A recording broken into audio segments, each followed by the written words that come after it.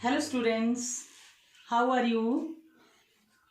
I am once again with you with the poem Fire and Ice. इससे पहले हमने poem पढ़ी dust of snow.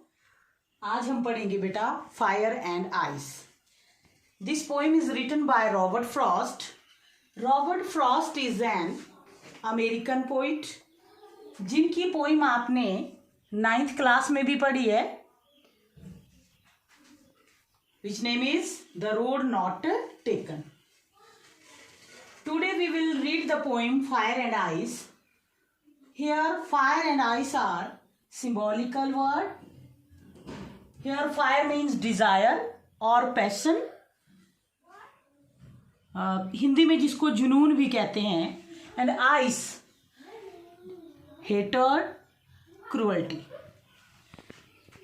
Here ice is symbol of a person whose feeling is cool-hearted person. So now we read the poem Fire and Ice. Let's start. Open your book. Some say the world will end in fire, some say in ice. From what I have tasted of desire, I hold with those who favor fire.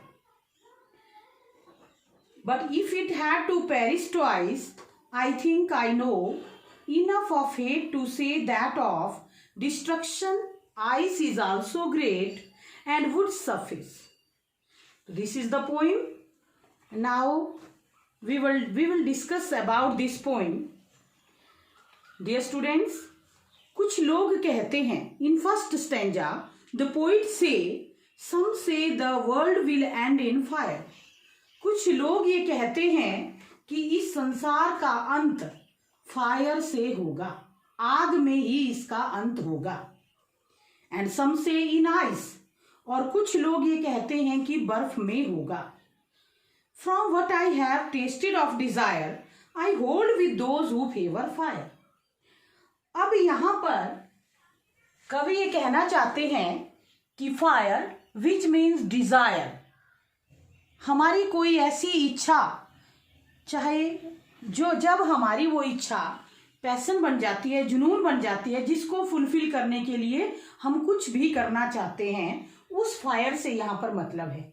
वो इच्छा हमारी चाहे love के लिए हो सकती है, चाहे किसी चीज को हासिल करने के लिए हो सकती है. तो कवि यहाँ कहना चाहते हैं कि जहां तक मैंने इच्छाओं को देखा है, इच्छाओं को टेस्ट जहां तक लिया है, चखा है, मैं ये कहना चाहता हूं कि मैं उन लोगों के साथ हूं जो आग के पक्ष में हैं. मतलब जो ये कहते हैं कि संसार का अंत आग से ही होगा.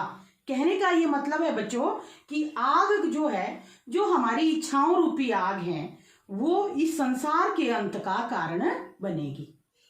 अब हम लोग, जब हमारे पास 100 रुपया होता है, हम सोचते हैं कि हमारे पास 1000 हो जाए. जब हमारे पास 1000 हो जाता है, हम सोचते हैं कि 1 लाख तक हो जाना चाहिए. तो ये जो हमारी इच्छा है, जो कभी खत्म नहीं होती, वो संसार के विनाश का कारण बनेगी. जैसे पहले राजा लोग होते थे बेटा, वो दूसरे राज्य को हड़पने के लिए लड़ाइयां करते रहते थे. उनकी जो इच्छाएं थी, वो जो है वो लड़ाई का कारण बनती थी, और वही लड़ाई मानव के विनाश का कारण बनती थी. Now we will read the second stanza, जिसमें पोइट कहते हैं, if it had to perish twice. Here perish mean die. Perish का मतलब है बेटा मरना, डाई.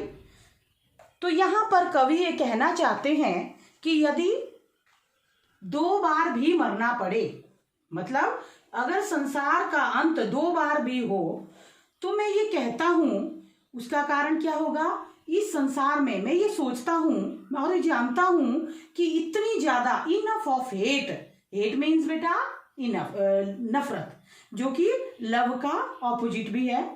तो इतनी नफरत इस संसार में है, हम लोग अपनी इच्छाओं के इतने पराधीन हो गए हैं, इतनी नफरत इस संसार में है, हमने एक दूसरे के लिए पाल रखी है, जो बर्फ का काम करेगी। मतलब जो हमारे ठंडे पड़े दिल हैं, जो हमारे हार्ट जम गए हैं, मतलब जमने का मतलब, आइस का मतलब यहाँ पर ये है कि हमारे लिए दूसरों के लिए फीलिंग ही नहीं रह गई है।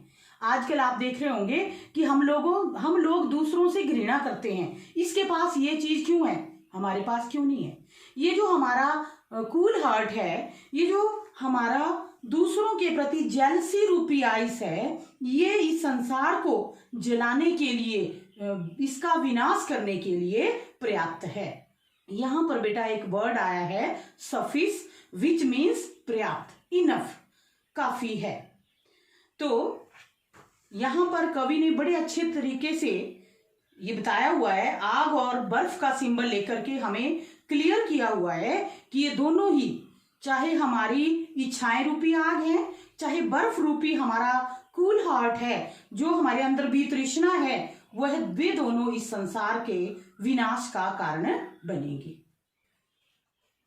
थैंक्स स्टूडेंट्स, आई होप आपने बहुत अच्छे से इस पोइम को समझा होगा और कल हम इसके क्वेश्चन आंसर करेंगे।